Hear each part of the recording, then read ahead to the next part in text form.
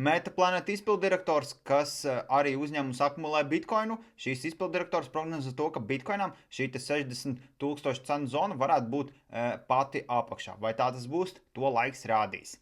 ASV valdība atpērk atpakaļ atkal savu daļu parādu par 1,59 miljardiem ASV dolāru. Šodien augstākā tiesa vajadzētu nākt ārā ar paziņojumu, kas tad notiek ar Trumpa tarifiem, vai tie ir legāli vai nelegāli. Līdz ar to, vai netiks kārtējo reizi atcelts, to mēs uzzināsim jau šodien.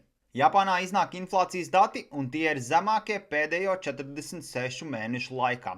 Ķīna turpina masīvi pārdot ASV valsts obligācijas, tai vietā iepērkot zeltu, un šo obligāciju apjoms ir samazinājies līdz 2008. Gada līmenim. Ne par kripto, bet interesantām lietām. Tikko nesen mums Epsteina faila bums bija, un Trumps ir paziņojis to, ka licis arī publicēt saistībā slepenos failus ar NLO jeb ciplanētiešiem. Ierakst komentārā, ko tu par to domā. Un, ja tev interesē kripto, tad ieskaties mana profila apraksta linkā.